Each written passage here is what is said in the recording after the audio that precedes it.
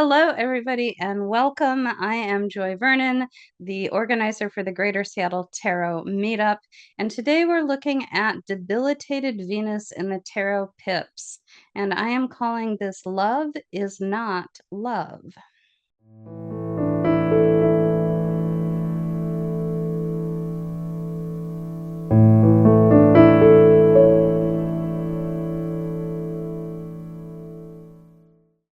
So what we've got on the agenda today is I will go over Venus's essential dignities and debilities.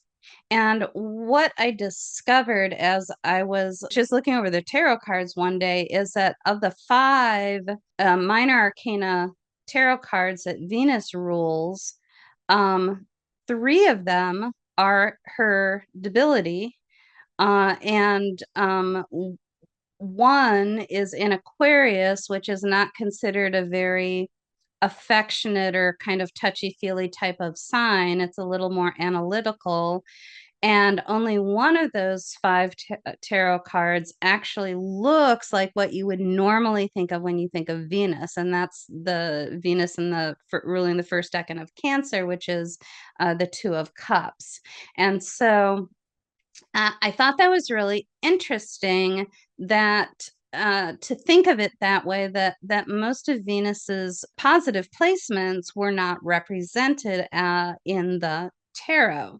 So we're going to look at those. We've got Four of Wands, which is Venus and Aries, Two of Cups, which I already mentioned, Nine of Pentacles is Venus and Virgo, Seven of Cups, Venus and Scorpio, and Five of Swords is Venus and Aquarius. And the title comes from a sonnet by Shakespeare, and that illustration there is Margaret MacDonald McIntosh, and it's called like Silver Apples something in the moonlight, or I mean, they all have like these elaborate titles, but it to me is absolutely gorgeous. So the quote from Shakespeare, "Love is not love which alters when it alteration finds, or bends with the remover to remove. Oh no, it is an ever fixed mark that looks on tempests and is never shaken." And I thought, what are the tempests that storms past love? And could that be that example of those debilities? And so we'll look at when love is not love, how does love present itself? You've got a friend. It's easy to find Venus in fun and mirth, song and dance, comfort and care. Those are natural and common to Venus. But when Venus is hurt, disconnected, or just in a rush, do we entirely lose her? Or does she simply show up differently? Love seems pretty basic and easy to understand, and in signs where she's comfortable, she acts pretty predictably. But what happens when she's ill dignified, when she's lost, alone, or out of her element? Does she back down from being Venus? Let's explore how debility offers Venus that chance to surprise us with new expressions of love and beauty. Because no matter where she is, Venus will always be your friend. Venus equals love. Venus keywords, basic keywords for Venus: love, beauty, harmony, connection.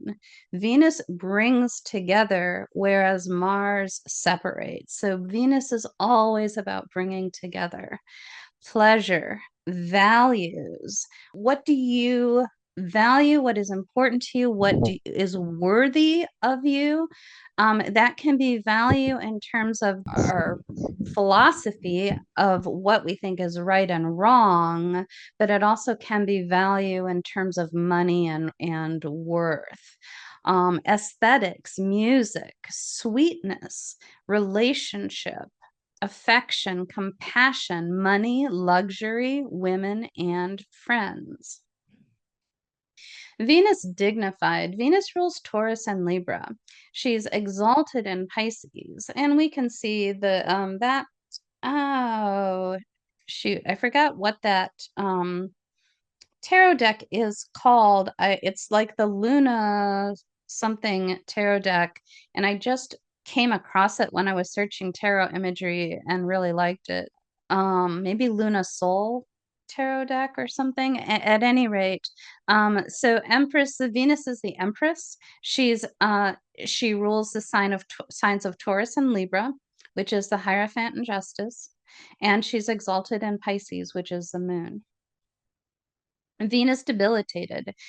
So if you don't know a lot about astrology, the signs of dignity, which we just looked at, are all opposite to the signs of debility. So if Venus rules Taurus, the opposite sign to Taurus is Scorpio. And so she rules Taurus, but is in detriment in Scorpio. Likewise, she rules Libra and is in detriment with the opposite sign, Aries, and she's exalted in Pisces. So the opposite sign to Pisces, Virgo, is where she has her fall. So that's how you can remember that. So Venus, the Empress, is in detriment in Aries, the Emperor, and Scorpio, the Death card, and she's in her fall in Hermit, in Virgo, which is the Hermit. So Venus in the small cards. So Venus, this is based on the decanic correspondences for the tarot, and the Four of Wands is Venus ruling the third decan. When we get to Cancer, we've got Venus ruling the first 1/3 section of Cancer. Venus rules the middle decan of Virgo, the third decan of Scorpio, and the first decan of Aquarius. So going forward, the Four of Wands. So here's our first example of Venus being in detriment. Venus ruling the third decan of Aries. And that illustration, I do believe, is from Margaret MacDonald, and it is called the May Queen. But just the way there are four women standing like the Four Wands, and they are holding garlands of flowers, and there's one prominent figure kind of between those garlands. It looks a lot like the Four of Wands to me, so I decided to use that illustration. So the Four of Wands, the image shows a celebration, a wedding canopy. There are women running out to greet a newcomer, and they're bringing with them some crowns or bouquets or something, maybe possibly gifts or rewards. We don't really know. The title in the Rider-Waite-Smith deck is Perfected Work, based on the Golden Dawn system. And in the Curly-Harris-Toth system, it's called Completion. So the astrology is Venus ruling the third decan of Aries, which is Venus in detriment. So let's look at what Venus in Aries actually is. So Venus is loving and Aries is independent. So Venus in Aries loves independence. Aries will always fight for something. Venus could represent, for instance, money. So maybe fighting for money, like a mercenary or something like that. The values, which is Venus, of chivalry, which is again a Venus quality, taught to well-armed knights, which are warriors. And so they can go with Aries. The samurai, a poet swordsman.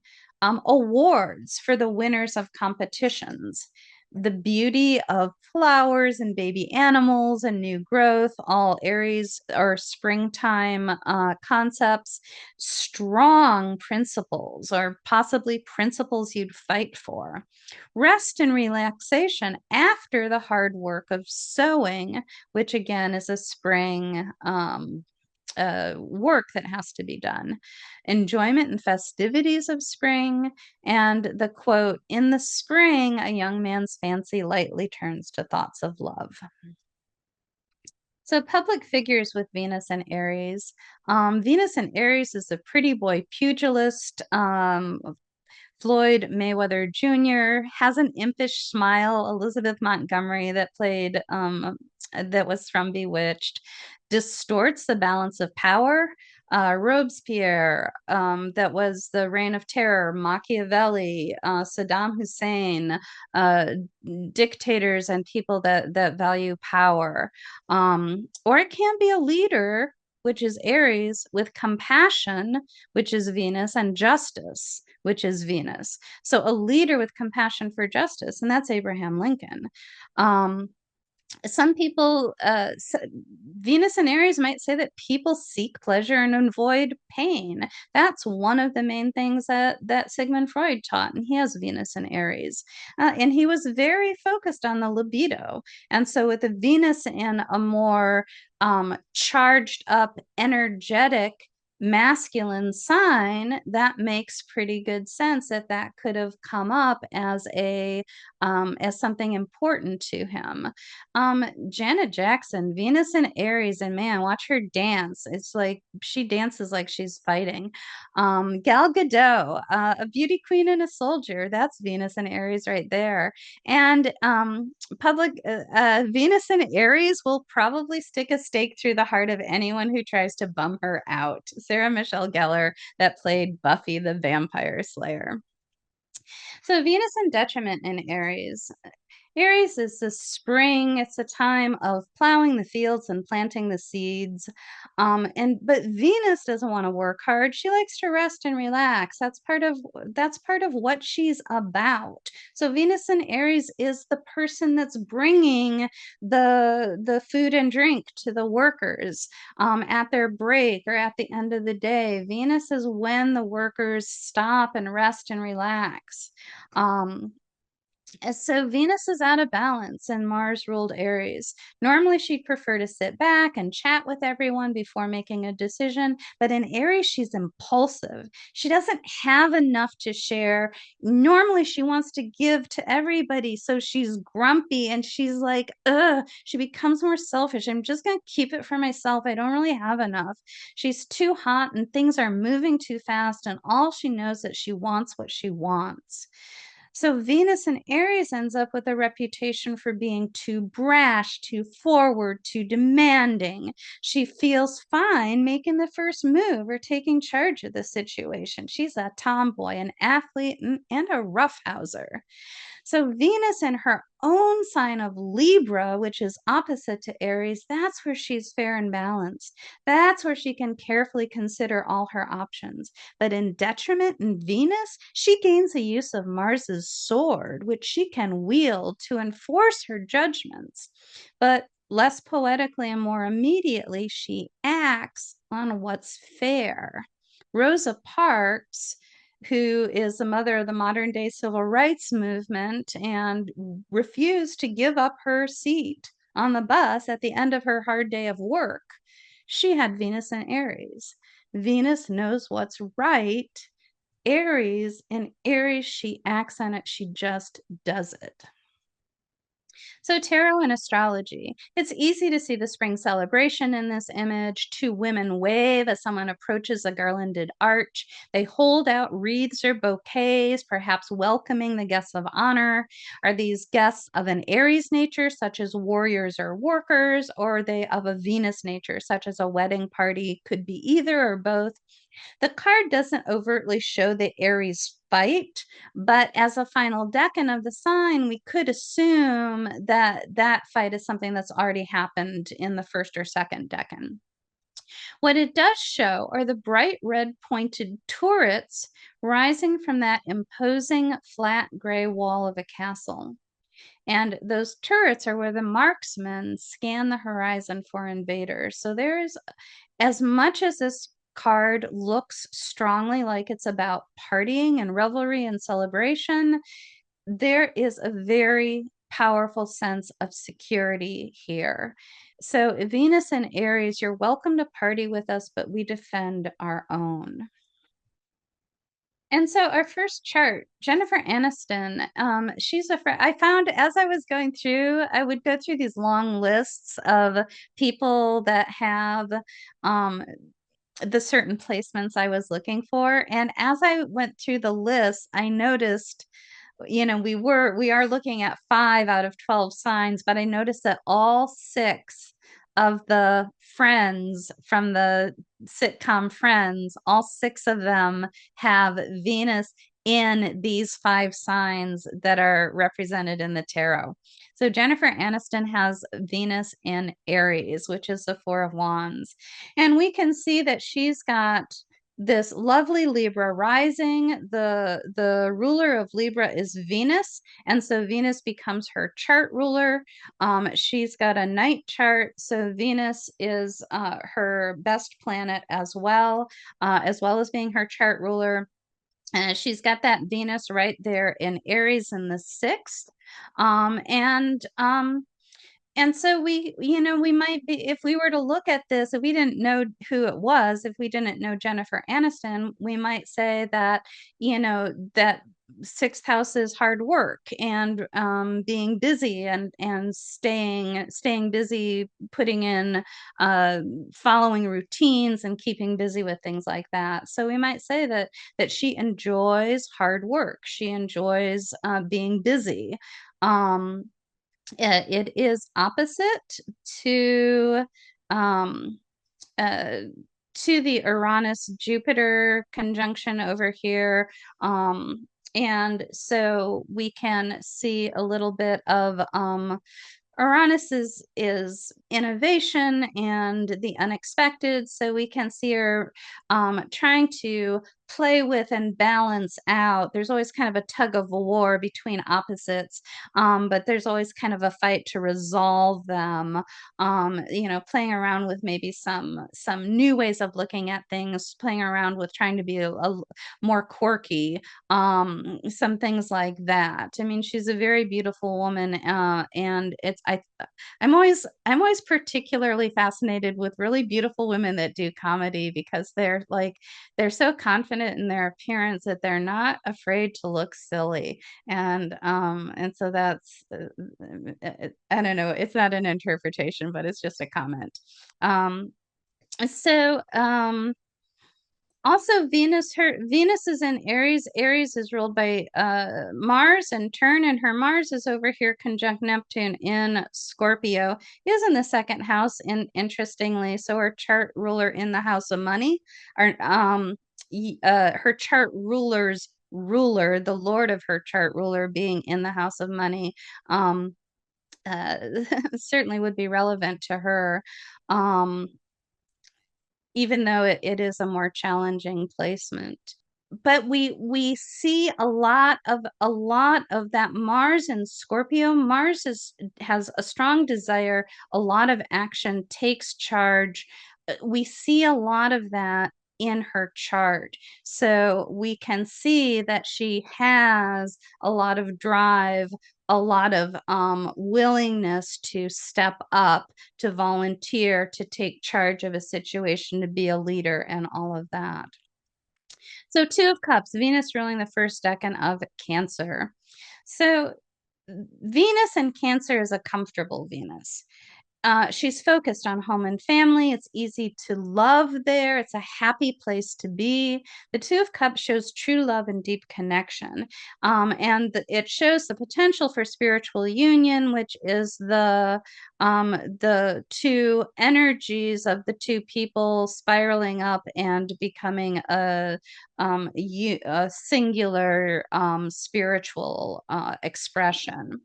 But here in the Suit of Cups, Venus has not yet had to undergo the challenges that test and strengthen a relationship.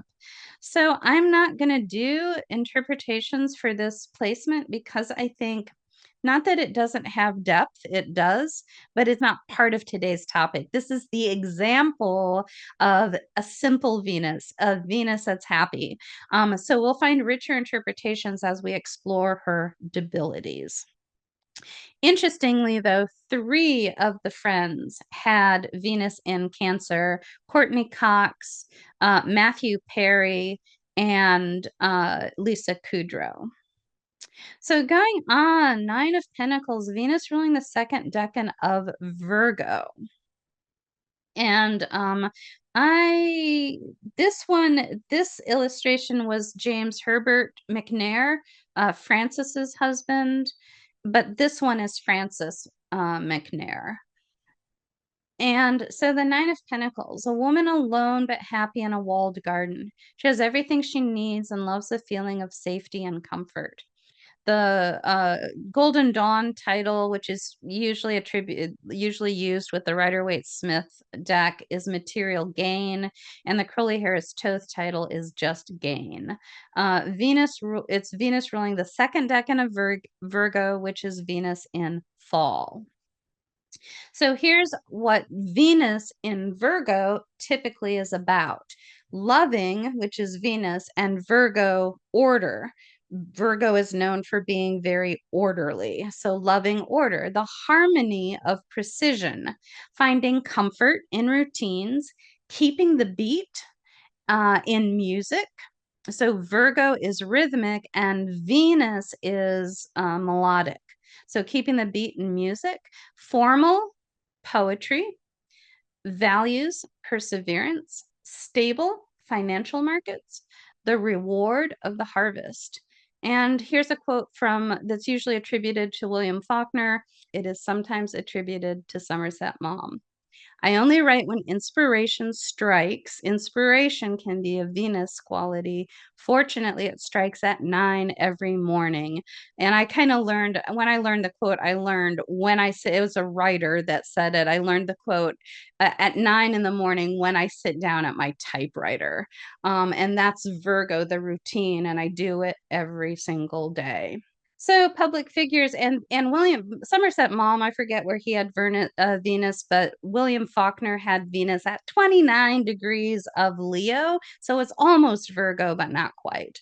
Public figures with Venus and Virgo. The Venus and Virgo has a mental agility to make people laugh. Robin Williams, who is known for being able to just ricochet through improvised characters. Mental agility is Virgo, and the laughter is Venus. Advocates for women, Venus in the workplace, Virgo, Eleanor Roosevelt, is known as a critical Virgo, talent, Venus, judge, Venus, Simon Cowell. Can be a nervous and highly strung poet, is an always working singer. I started seeing so many singers there's always these lists of celebrities they're celebrities. So you're always going to see people that are actors and singers and artists and all of that kind of stuff. But for some reason, I felt like I was seeing a few more. And then I was like, some of these are really well-known people. And then I don't know why I thought to look at, I think I was trying to find out who's most popular or something.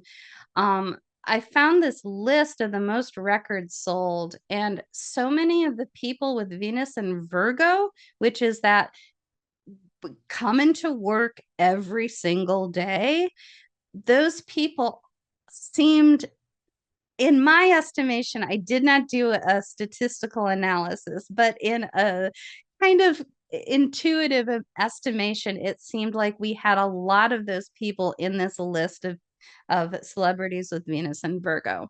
John Lennon, Mick Jagger, Eminem, Bruno Mars, Julio Iglesias. He was the one that at first really caught my eye.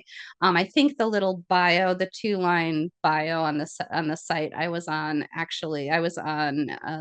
Astro Theme. I think it actually said that he had the most records sold or something like that for a singer in Spanish or from something like that. Roger Waters, Pink, Lil Wayne. Some of those I don't really know very well, but they were all on this list for most records sold. Awarded Venus for Discipline, Virgo, Viola Davis won the EGOT, Emmy, Grammy, Oscar, and Tony. Invented Venus, the assembly line, Virgo, for productivity, Virgo, and profit, Venus, Henry Ford. Venus in Virgo is someone you'll never forget because she posts a selfie every day, Kim Kardashian. So Venus in fall in Virgo. Venus wants to bring things together, experience the whole, and melt into unity.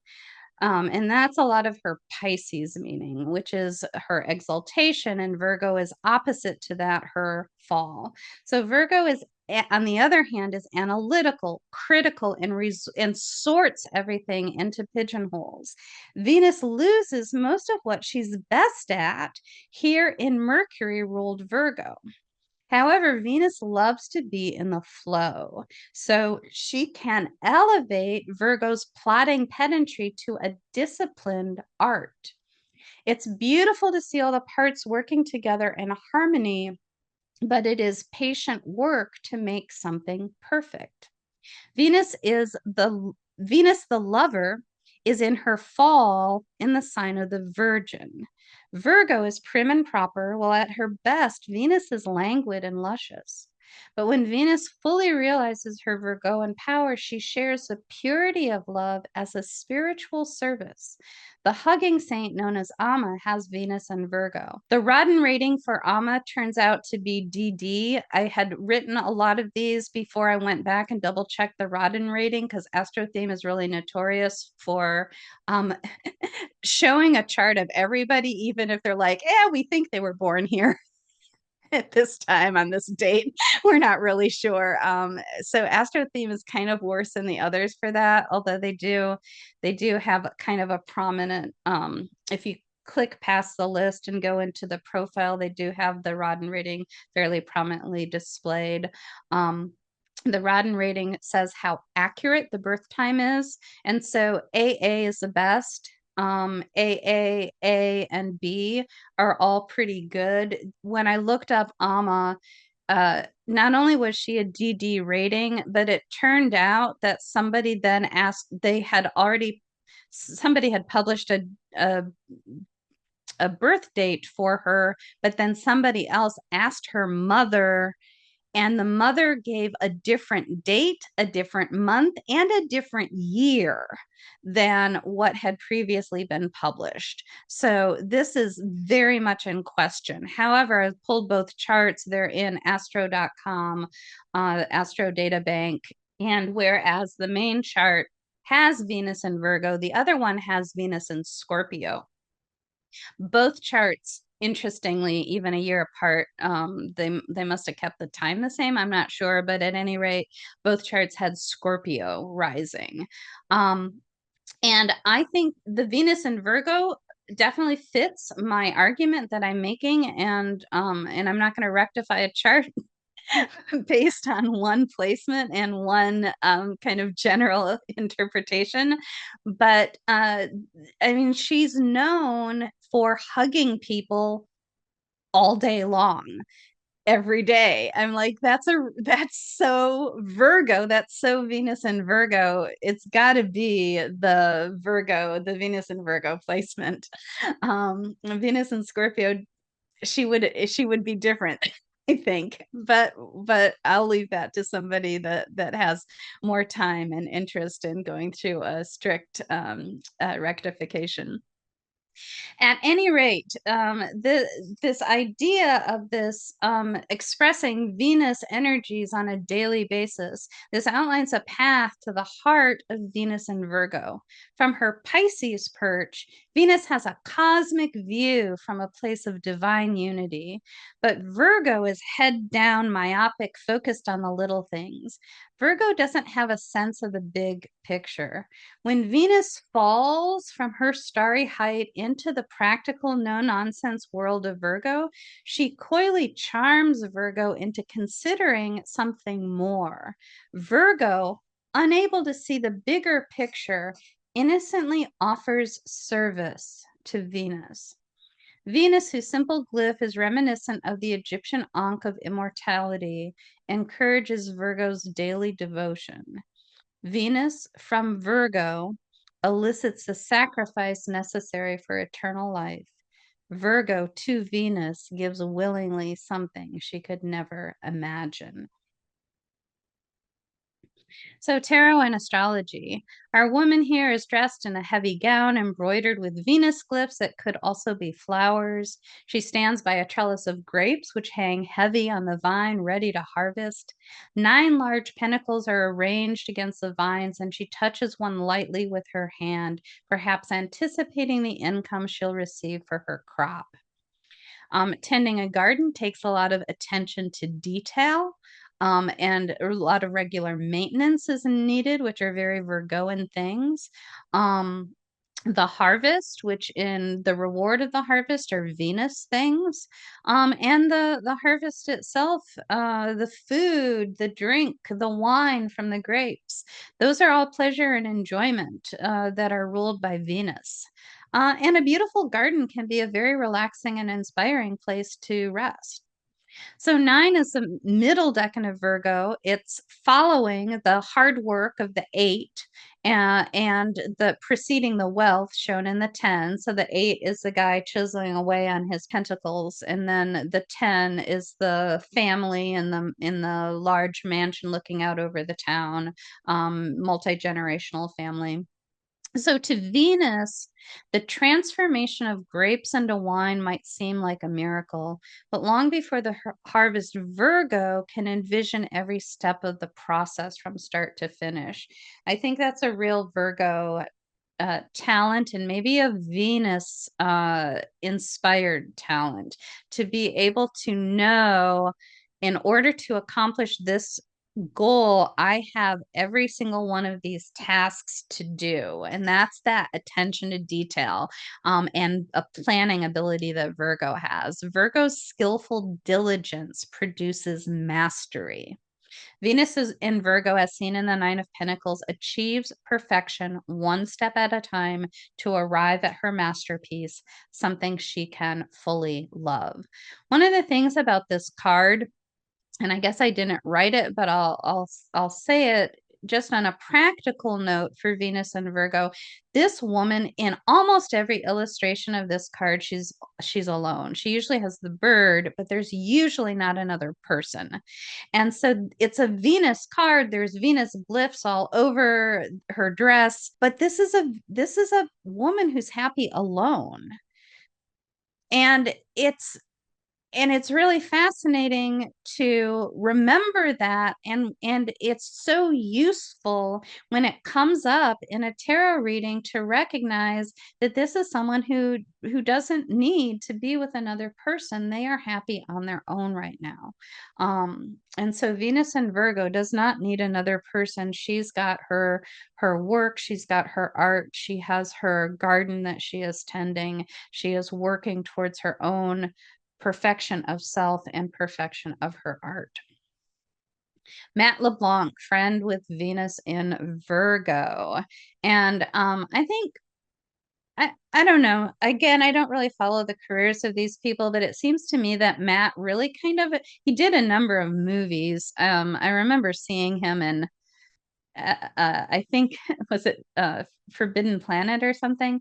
But at any rate, it was a remake of one of those classic sci-fi movies. I think he mostly kind of stuck with sitcoms.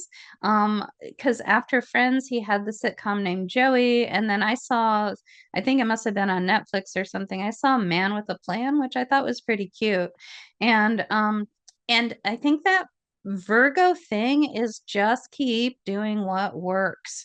Just keep showing up, just keep doing the work. And we can see that Venus in Virgo is down here in the third house. I mean, that's an interesting placement. Third house can be siblings, it can be neighbors. The idea perhaps of finding affection in who's around you, finding pleasure in who's around you. And just the idea of being in an ensemble cast and being known for being part of an ensemble, that's a lot of that. And the other sitcoms that I saw, I don't think that he really was trying to be the star vehicle. I think he was trying to build a really strong ensemble, which is what what ultimately will work for something to have some kind of lasting, more than one season. So, so there is Matt LeBlanc. Seven of Cups, Venus ruling the third decan of Scorpio. Oh, and these illustrations, this is Frances McNair. Apparently, she had problems with, and Frances possibly committed suicide, but she did die young and suffered a lot of depression, and there was problems with her husband. And you can see Frances had very delicate features, and her sister had much stronger features and was a much larger woman. Um, Not like fat or anything, but Frances was very slender, and her sister had a little bit more solidity to her. And I don't know, it seemed like her husband was extremely torn up when she died and destroyed a lot of her artwork, unfortunately. But you can see in some of her artwork, which they say is a little bit autobiographical, a little bit confessional. You can see the delicate featured woman with this partner who is looking over at this other woman with her partner. And so I chose it as a Seven of Cups because Venus in Scorpio is considered jealous, is considered to not follow the rules of sexual decorum, and things like that. I'm not an art historian. I don't really know very much about this artwork other than just enjoying looking at it. I don't know, and I've read a couple articles, not a biography, but a couple articles about these women, and their and their relationships and some things like that. But I'm not saying that this is not a professional evaluation of this. This is a suggestion or an interpretation. But we see the same thing over here. Again, really delicate features with this person. In this case, we have that one looking over here. Who knows who was who was after who. I will say that Frances and James Herbert got married first, and Charles Rennie Mackintosh married Margaret a year or two later. And so did both the men like Frances, and James Herbert grabbed her up first? I'm not sure. Now that I look at it, this image might have slightly different relationship dynamic than the previous, because this has the dark-haired guy looking at that woman and the blonde guy, and this one has the blonde guy looking at this woman. Seven of Cups. Image: a shadowy figure reaches into a mist in which float 7 cups filled with desirable, scary, or concealed items. The Golden Dawn title is Illusory Success, and the Crowley Harris Toth title is Debauch. Venus rules the third decan of Scorpio, and Venus is in detriment there. So Venus in Scorpio. So Venus, that's love, and Scorpio is intensity. So loving intensity, unquenchable desire, secret lovers, investigating affairs. You might find that a private eye has, Venus and Scorpio placement makes a good private eye. Tortured artist, magnetic attraction, the stalker who is obsessed with an X, painstaking approach to art. And I think I might have taken it off because, again, it turned out to be like an X rating on the Rodden scale, like very unreliable. But Vermeer, that did those illustrations, he did like Girl with the Pearl Earring. He did those paintings of women in ordinary situations, but there was that painstaking attention to detail.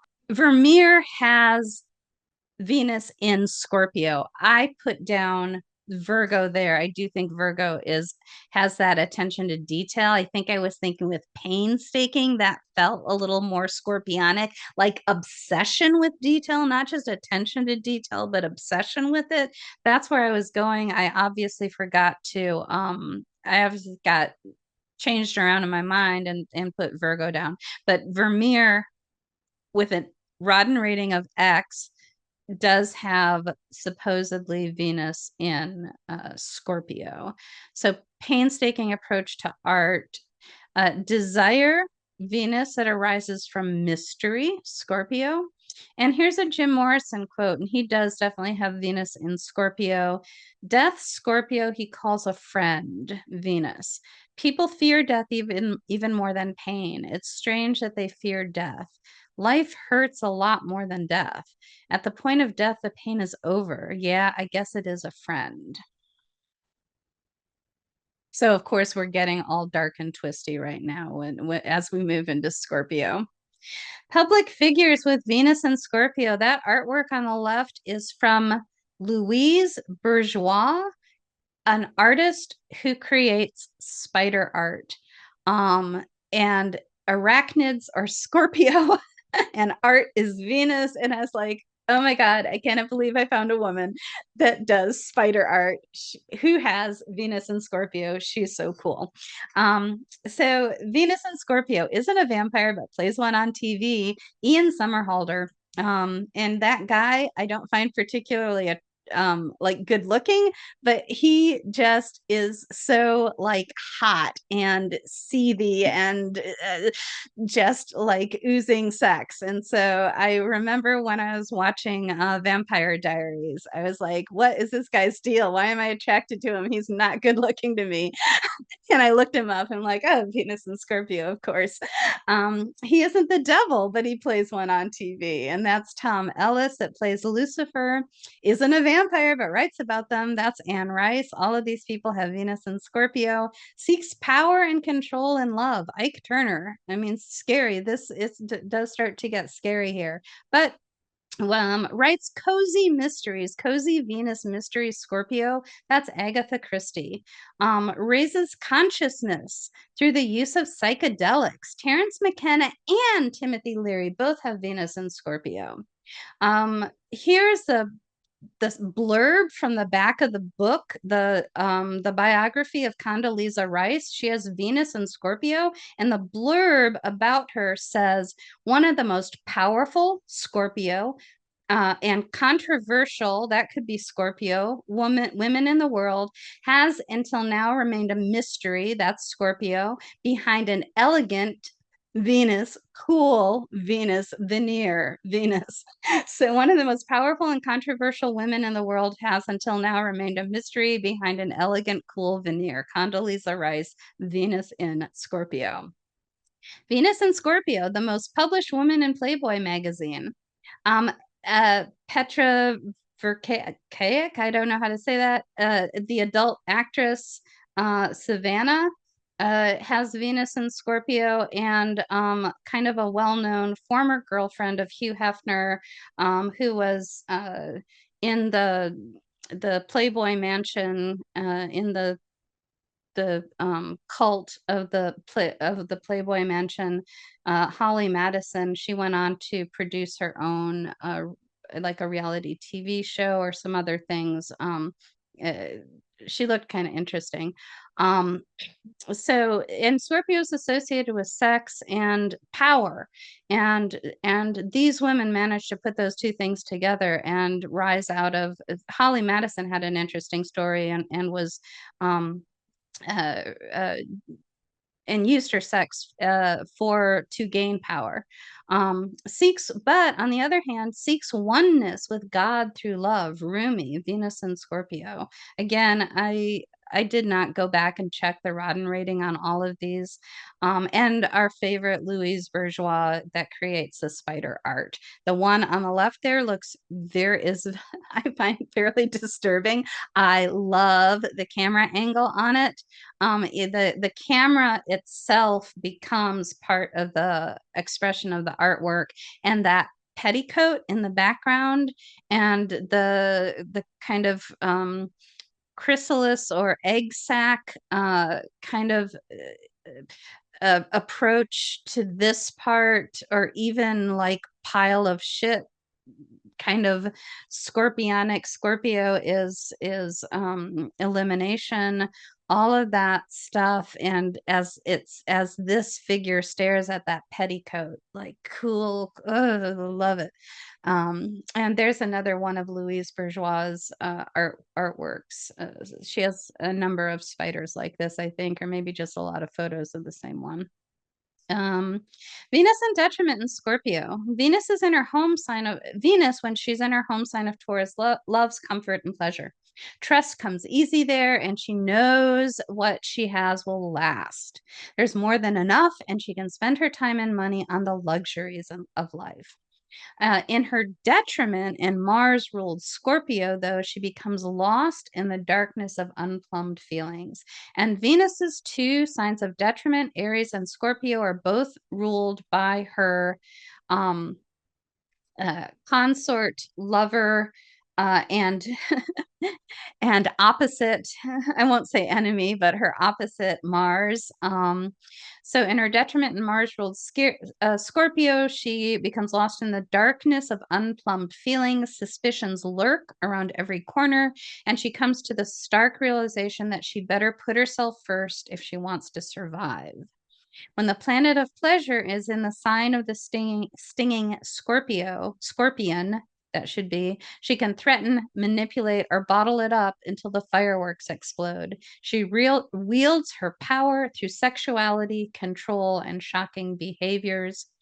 But aside from the machinations, Venus's essential qualities shine through. She needs her feet on the ground, and Scorpio is a deep dive. As she sinks, Venus at her best develops faith, confidence that she will land safely. Physicist Niels Bohr, who developed the Bohr model of the atom, had Venus in Scorpio. He proposed, and his date is not in question, only his time, and so Venus will not move during the course, unless she's on the cusp of something, which she wasn't here. She's not going to move during the course of a day. So we can still be confident in the Venus placement. He proposed that electrons had fixed, stable orbits, but they could make that quantum leap from a lower level up to a higher orbit. And then when they fell back to their original orbit, they released energy in the form of light, photons. Venus, as the morning star, is known as Lucifer, the angel who fell from heaven. So Venus in Scorpio is the light that's emitted when she falls. So in the Epic of Gilgamesh, Scorpion men guarded the gates of darkness through which the sun enters, from which the sun enters the day in the morning, and through which he returns at night. They say that the glance of the scorpion men is death, or another translation said it is death to look on them. The scorpion men say, "Oh, Gilgamesh is divine, or has divine flesh, or the gods are in his flesh," or I don't remember what the quote was. But the woman clarifies, and she states that Gilgamesh is 2/3 God and 1/3 human. So Venus in detriment, our Scorpion woman, recognizes the power of grounding divinity in earthly form.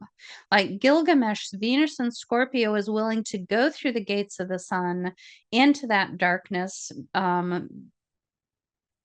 that's at the edge of the world, where quote, dense was the darkness, light there was none. And Gilgamesh enters that gate, goes through this darkness for 11 leagues, and at which point he starts to see some light. And then at 12 leagues, he enters kind of this like garden of eternal light, or garden of light. And so this path takes the devoted all the way through to the garden of the sunrise. It is only by falling through darkness that Venus can find the eternal source of light. Tarot and astrology. A silhouetted figure leans toward a gray cloud in which hover 7 golden chalices. Each contains a symbol, some of which seem desirable, some threatening. One in the top center is a veiled human form surrounded by a bright red nimbus. Scorpio is a time of year when the light is quickly diminishing and the cold is growing. We confront our fears and discomforts. We quicken our pace to arrive faster. Darkness and bad weather can dull our pleasure or sink us into despair.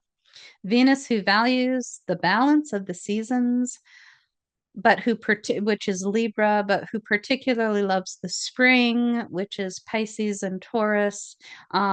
Pisces is late winter, but it's when the flowers are starting to come up.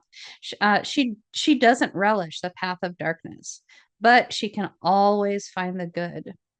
The thing about Venus is that even when she's hesitant, she always finds the deepest love and beauty. In fact, it is a very challenge of finding pleasure and comfort when furthest from it that makes what you do find so incredibly valuable. So here's Venus, who finds the worth of things, finds the value of things, and we start to really understand that the further we feel that we are from Venus, the more valuable her qualities are when we embody them in whatever way we choose to embody them. Venus in Scorpio reaches past her familiar home, wealth, and beauty, which is the castle, the jewels, and the face. I don't know what these things are supposed to represent. That's my interpretation. She reaches past familiar home, wealth, and beauty to accept the challenge of Viper, the snake up here, and the dragon. She desires to find what is even more valuable. She desires to unveil her shining light. Venus in Scorpio is seen in the Seven of Cups, confronts her fears, and moves past her clouds of insecurity to better understand herself and engage her scorpionic transformation. David Schwimmer has Venus in Scorpio. He is an X rating because we don't have a time for him, but the date is correct. And so he's, in fact, his Venus is right here, very close to his sun in Scorpio, as well as South Node and Neptune. I think it's interesting that the main romance of the entire 10 season arc of Friends is between him, his character, and Jennifer Aniston's character, and they both are the Mars ruled Venuses. They're the Aries and Scorpio, and what a great combination to really amp up that tenseness of desire that isn't resolved for 10 seasons. Just a really, really nice, and his Mars is interestingly in Virgo. And so brings in there's that patience. And it's not right to interpret, it is not good astrology to interpret a chart from the point of view of a character instead of from the life of the actor.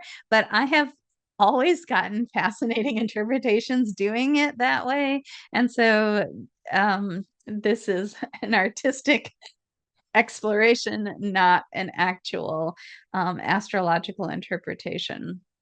So going on to the Five of Swords, Venus ruling the first decan of Aquarius. And this is a woman who looks disappointed, her hair sticking straight out. This is Frances McNair. 5 crows are in the background, and a lot of times, swords are represented by things that fly. They're the element air. They'll be represented by birds.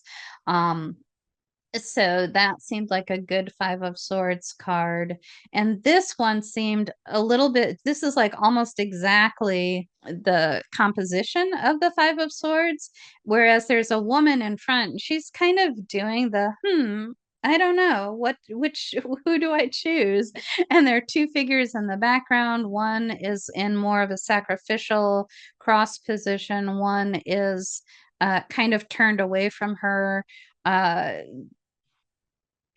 kind of really interesting placement. And I think that you could apply that Five of Swords energy to that and develop an interpretation there.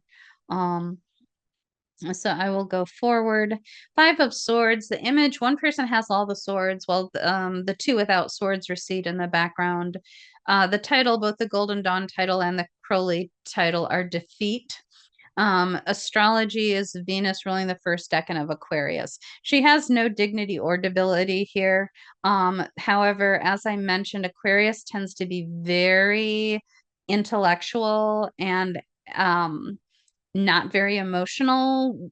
The iconic thing is, like Spock or Data from Star Trek. Venus, of course, is supposed to be emotional and supposed to be pleasure oriented. And so when she has to find her pleasure in mental things and express her emotions via mental things, we find it gives her an interesting interpretation. So Venus and Aquarius. Venus is love, Aquarius innovation. So the love of innovation, it's a quirky aesthetic. It revolutionizes what's right. It can be female inventors, pleasure and abstract thinking, social value of equality. I ended up with two quotes on this one. Beauty is boring because it is predictable. Predictable is not Aquarius. Aquarius is inventive and rebellious. And so, and Inverto Echo does have Venus and Aquarius, and it is easy to love Venus alone, Aquarius. That's Gertrude Stein, who has Venus in Aquarius. It is easy to love alone. So public figures with Venus and Aquarius. Venus in Aquarius is likely to give everyone a new car. Everyone or all of humanity, the general population, that is Aquarius. A new car is a luxury item. So Oprah Winfrey, Venus in Aquarius, she gives everyone a new car. Loves a breakup more than a relationship. Taylor Swift, the singer that has Venus in Aquarius, breaks the boundaries of music. Wolfgang, Amadeus Mozart, Yoko Ono, even Elton John. Obviously, it would be hard to put Elton John and Wolfgang Amadeus Mozart in the same sentence normally. They obviously worked in very, very different ways, but I do think that the general sentiment applies. Was inspired by pop culture and then inspired pop culture. Again, Aquarius has this sense of equality and this sense of just what is totally fair and equitable across everything. What is universal? That's an Aquarian kind of ideal, that everything is fair and balanced. And so to not be elitist, but to honor the ordinary is part of that Aquarius feel. And so inspired by pop culture and then go on to inspire, that your work inspires further pop culture stuff. Both Akira Kurosawa and Quentin Tarantino, the two movie producers, directors, are in have that Venus and Aquarius. Argued for equality of women and others. Gertrude Stein, Simone de Beauvoir, Gloria Steinem, all feminists, all philosophers or writers, all of them Venus in Aquarius.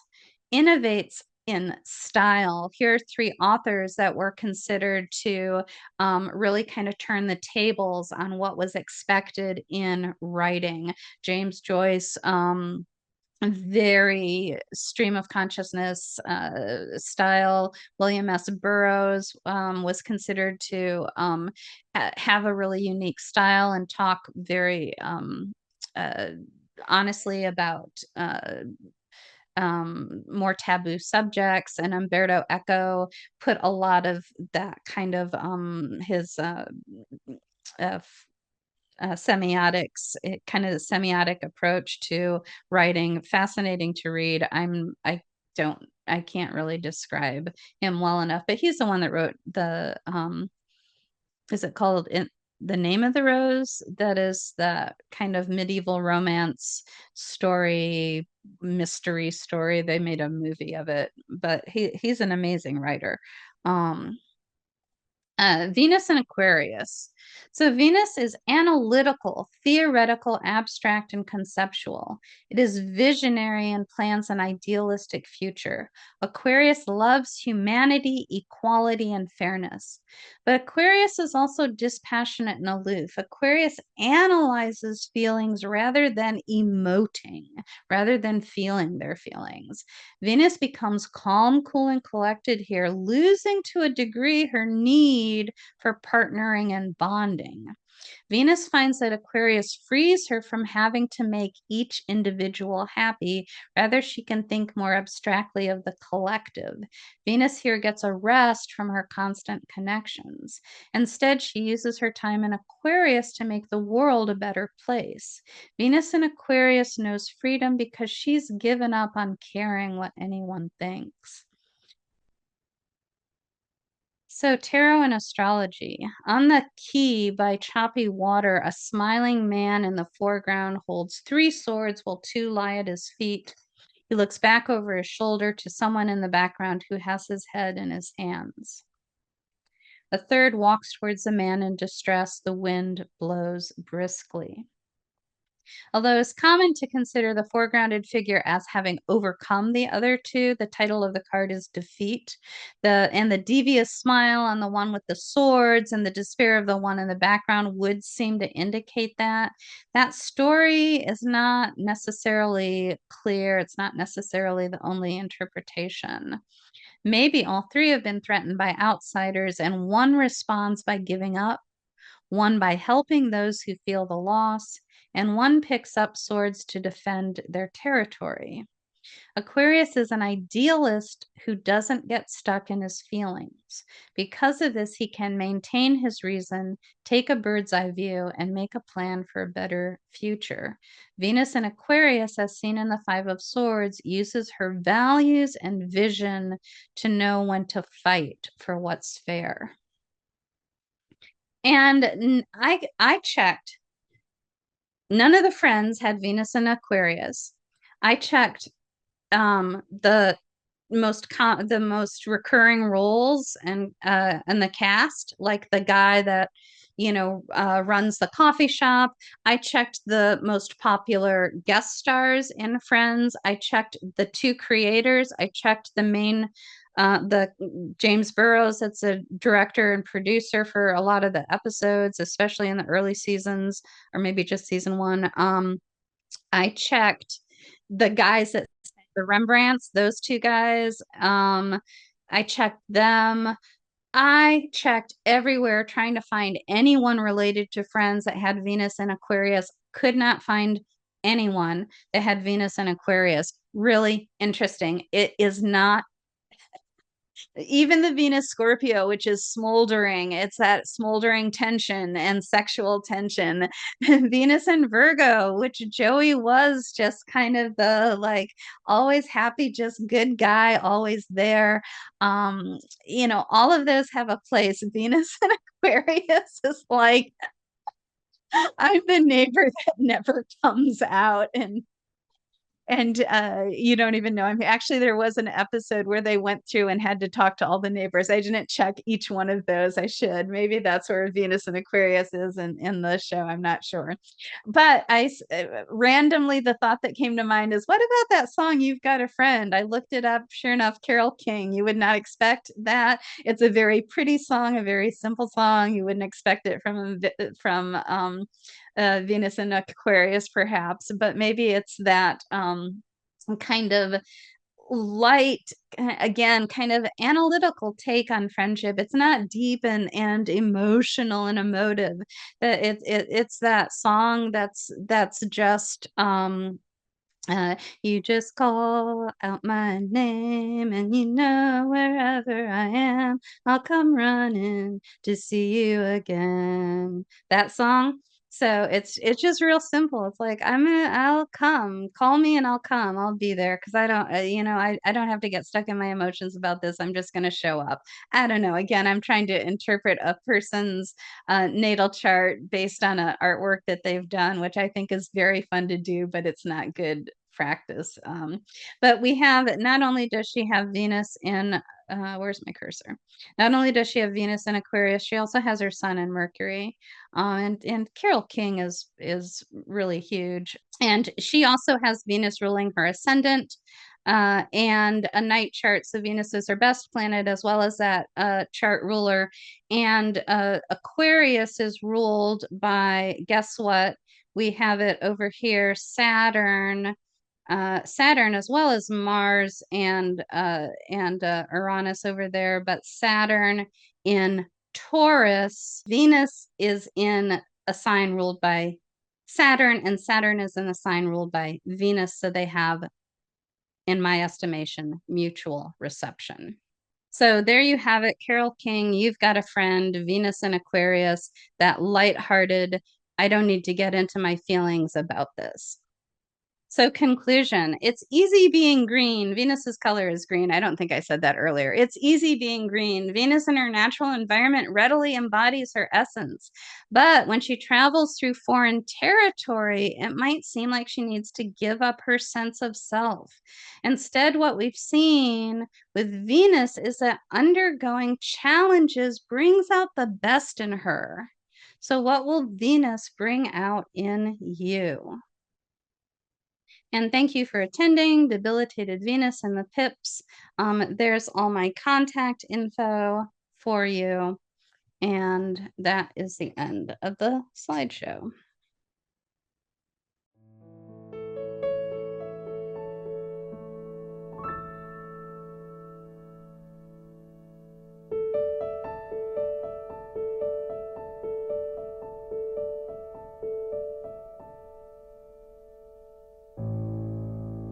Beautiful artwork. All of the artwork in this presentation is by what they call the Four, which was a group of art students in the Glasgow School of Arts or some such thing. It's two women and two men, their husbands.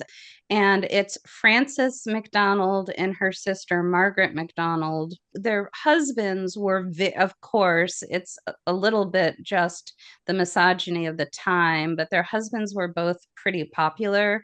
The women were less popular. Also, the women were breaking out of the style that was expected at the time. They didn't work in a way that was considered feminine at the time, which to me, I think the artwork is extraordinarily feminine, but they were breaking out of the mold and breaking out of the traditions of the time period and of even the college's expectations and the public's expectations of what female illustration should look like.